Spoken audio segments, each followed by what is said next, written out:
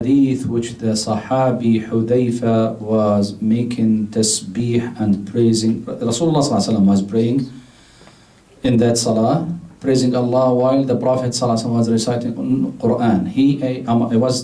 I was saying, I don't know if it was not clear, that the one who used to make the tasbih is Rasulullah.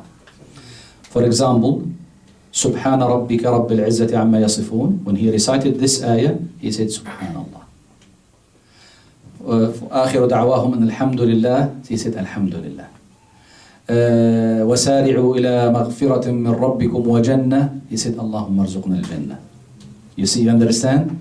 So the Prophet ﷺ used, when he passed by an ayah with Jannah, speaking about the Jannah, see, he stopped his recitation, and he said, Oh Allah, please, I ask you the Jannah. If it's that, he's speaking about the ayah about mercy, he asked Allah from his mercy. In all his salahs? In the salah. In all of his salahs? This is Qiyamul Layl, optional. So it is okay to do it even in the Faridah. But this is, at this type of salah, long one, it is optional. You cannot lead a group of people in the masjid and start with Al-Baqarah, then Al-Nisa, then Ali Imran. So we have one thing sure. If you are still alive, no musalli behind you. We are sure of this. If you're still alive to read the next prayer, when you make the sleep, nobody is there. We are sure about it. So let me continue this and praising Allah while the Prophet ﷺ was reciting Quran in the Salah. But is there should be another hadith, or there is another hadith, the Prophet prohibited some Sahaba to say I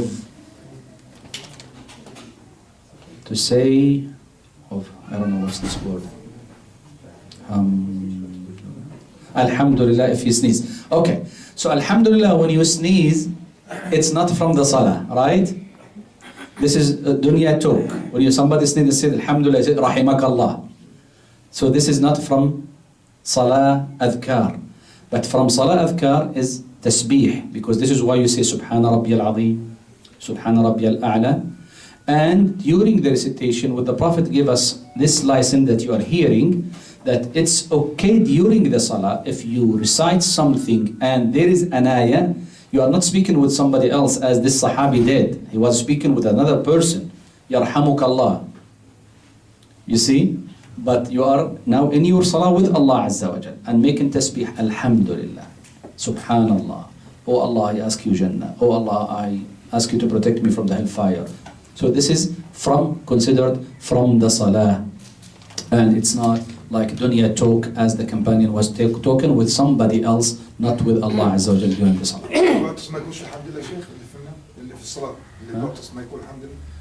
No, if you sneeze in the salah, if you want to say Alhamdulillah in your heart, it's okay to do it.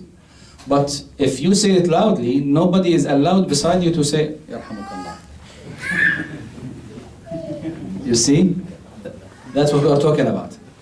Within the hadith that he prohibited the man that who said Yarhamukallah, he did not talk to the man who said Alhamdulillah.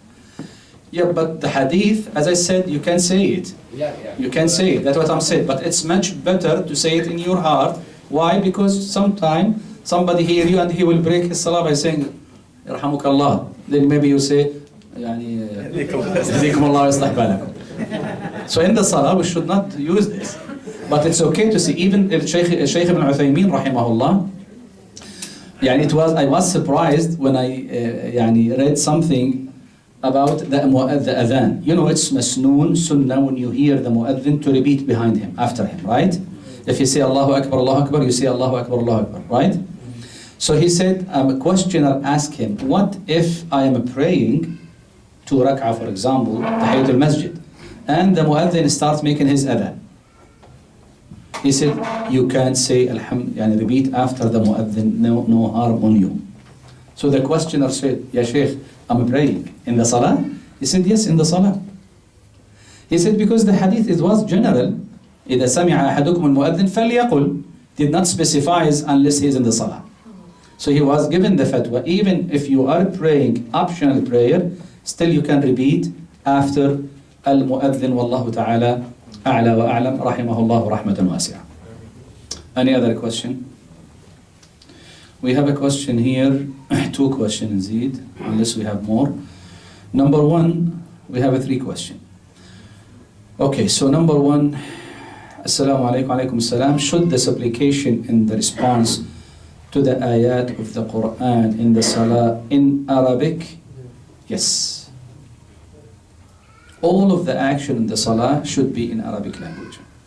Outside the Salah, you can make it in Urdu, Kaisa hai.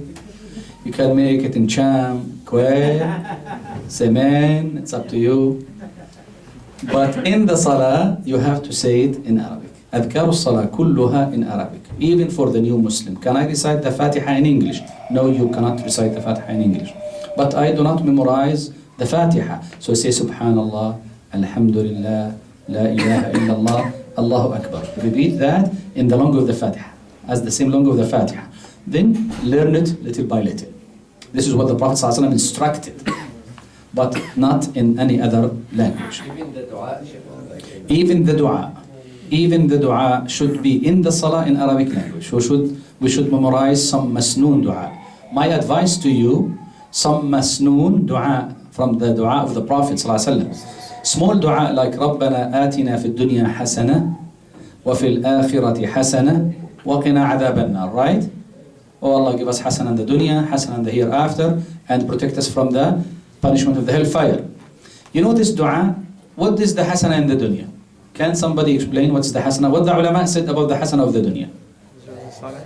Huh? زوجة صالحة واحد. What else?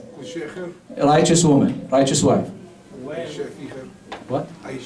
Anything that has a khair. Righteous husband. Righteous husband for the wife, of course. Vice versa.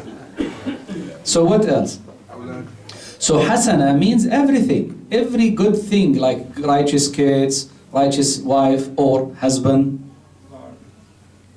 He wants a righteous car. There is no righteous car. There is no righteous car. Running car, yes. But righteous car, this is يعني بدعة. طيب. So can we say the dua in another language? I said no, we cannot do it. We should memorize some of these adhiyah. We have another question. Is it permissible to buy raffle tickets for a chance to win goods or services, or is that considered gambling? Yes, it is gambling. We should not participate in raffles, paying money to receive. This is gambling. The other question here, saying tasbih or making dua after reciting the ayah or for the ayah for Jannah or Nar, is it for obligatory salah or nawafil? Indeed, the Prophet did it in nawafil, but we have some riwayat of the ahadith that in the farida he did it, sallallahu alayhi wasallam. So you will see some ulama saying nawafil only, but you see some ulama saying even in the farida. So I do not find a harm, because we have some riwayat in the farida, the sahaba heard him saying that and repeating some adhiyah. We have another question here. No, this is, I answered it already. Yeah. Any other question, inshallah? الشيخ محمد واحد سؤال من شيكاغو بيجيك. In Chicago? من شيكاغو. بدهم يعرفوا ان الشخص بيقدر يسلم على مرت عمه ومرت خاله ولا لا؟ يعني Can somebody shake hand with the wife of his uncle, paternal or maternal? Can he shake hand with them? He cannot. Why? This is hurma muaqqata, right? This is not permanent mahram. If the uncle dies and you want to get married with his wife, so it's okay. In the deen, it's okay. If the other uncle from maternal side dies and you want to get married with his wife, it's okay. So shaking hand with those women that are not maharim means mother, daughter, sister, grandmother, aunt, and how you say grandmother? Aunt. So in this case, it's okay. And the mother, even include to this, the mother of your wife. Because this is hurma abadiyya, right? Mujarrad al-aqd. When you just perform the contract of marriage, so the mother of that groom, right? Bride, the groom is the man. Bride become haram Don't think about it even. May Allah forgive us, the bride. So become haram for the rest of life. Even if you divorce before intimating, yes, still she remains with the aqd, with the contract, haram forever. For you, so it's okay to shake even hand with her. يعني معناته لازم تغطي برضه نفس الشيء. Yes, the same thing, she has to cover her hair at least, if not the face, from that person. Yani the wife of your uncle should not show up in front of you without hijab. She should not do that. This is haram. Yes. Any other questions? Yes. So I have a question, like you mentioned, like dua during salah. Okay, somebody said that, okay, Mr. So and so is sick in a hospital or in coma or critical condition. They announce in the masjid that, okay, please remember him or her during your salah. So make dua for him. So that dua should be, somebody don't know Arabic. How to Somebody don't know after the salah. Is it a need to make it in the salah yani? You can make it in any time, the dua. The best thing, the best dua is the one who we make it before taslim. The sunnah of the Prophet ﷺ. And I want you to memorize this. The sunnah of the Prophet ﷺ. To make dua, when he make dua, it's before taslim, it's not after salah. It is in the salah, it is not after the salah. Unless there is a case, a darura, something happened as he did in Mecca. In Mecca, he sallallahu alaihi wasallam, once there is one incident in the life of the Prophet sallallahu alaihi wasallam, authentic incident, authentic hadith, where he made the dua after the salah. Just one incident, and it was in Mecca. When the people of Mecca, they put the intestines of the camel over his shoulder while he was prostrating. Okay? So if he make the salah, the dua in the salah, there is no way to make them hearing what he is saying. So when he finished, in this case, he said, Allahumma alayka bi'utba. Allahumma, he started mentioning the names of them. And they heard his dua. And that dua, subhanallah, of course, was accepted, and they got killed in, subhanallah, yani, so strong situations. Yani. So the sunnah, when you finish at-tahiyyat, all of it, so isti'adha from Allahumma inni a'udhu bika min adhabi jahannam, right? The fourth thing that we know. Then, فَلْيَدْعُ فَلْيَتَخَيَّرْ مِنَ الدُّعَاءِ أَحَبُّهُ إِلَيْهِ. So let him choose from dua the most beloved to him. The ulama said, is the dua masnoon? Should the dua be masnoon only? Part of ulama, as Imam Ahmad rahimahullah said, yes, the dua should be masnoon. But some ulama said it's okay to start with masnoon dua, then if there is a need, you can put it, you can mention it. But Imam Ahmad, when he was faced with the hadith, let him choose from the one who most beloved to him, he said from the masnoon dua. Still from the masnoon dua. But it's okay. So this is the position, this is where we have to make our dua before taslim. This is why when you sit down in the salah for tashahhud, maybe you observe the shaykh, yani take, what he's doing. Yani. Because you know what some people do, he finished in less than 1 minute. And what the shaykh is doing? Why he taking taslim still? That long time for what? Well, for dua. For dua. That time is for dua. This is the best time to make your dua. So if you do it, inshallah, it's inshallah, will be inshallah ta'ala accepted. Just make the dua, inshallah.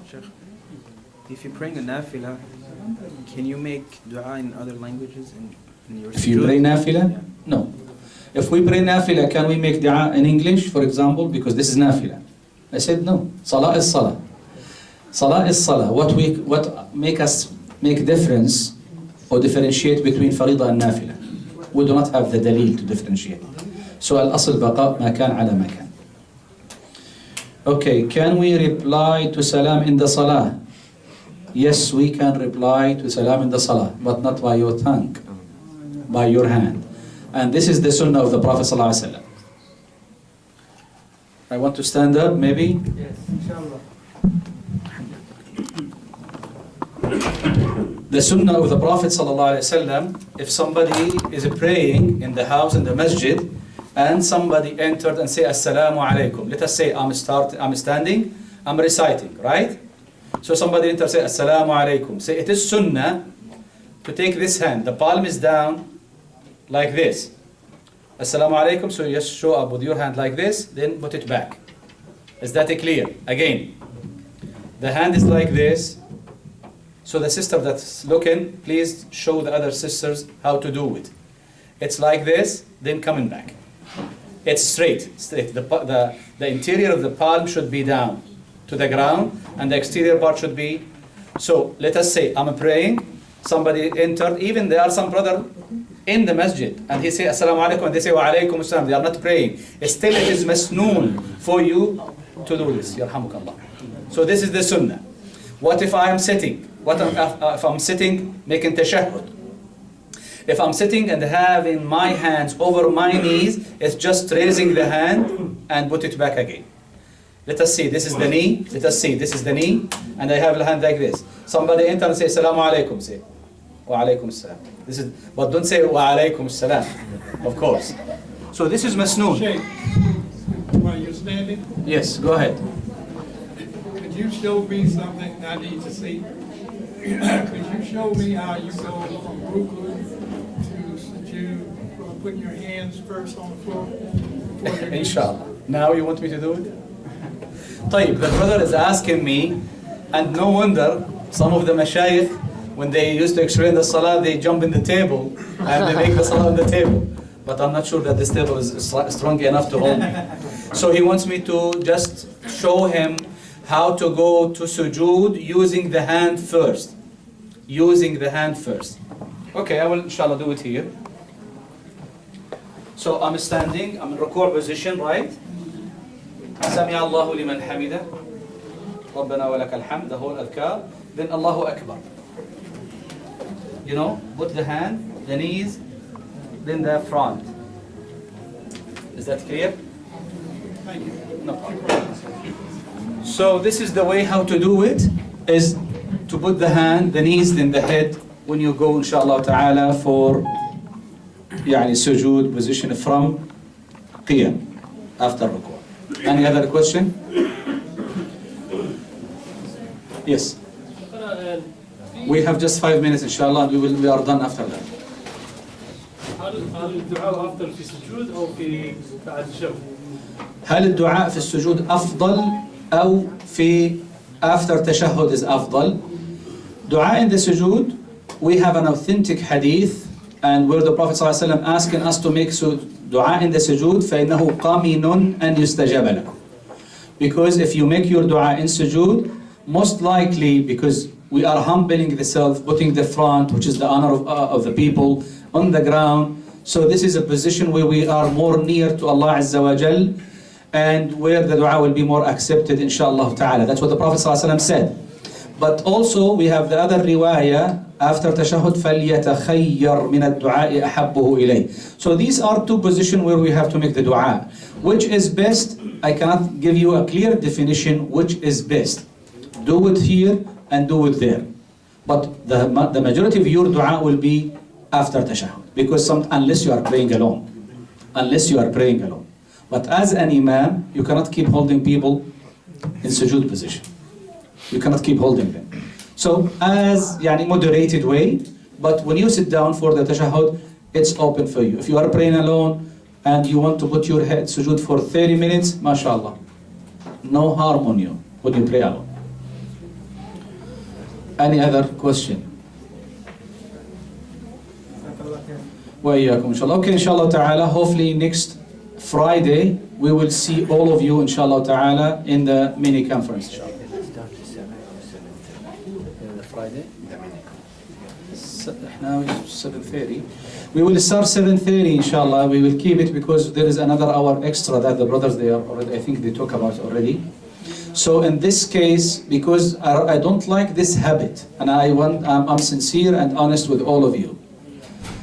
Isha prayer is 7:30, but if you come here 7:20 up to 7:33, maybe there are 10 people or 15 people only. And the majority keep coming late. I don't know why. So at 7:30 we should start our prayer. So be here before. So if you are, give yourself 10 minutes more, get early from your house, 10 minutes less than the regular time. And come, comfortable, sit down for a while, go with us, pray let us be disciplined little bit. جزاكم الله خير. بارك الله فيكم. سبحانك اللهم وبحمدك نشهد أن لا إله إلا أنت نستغفرك ونتوب إليك.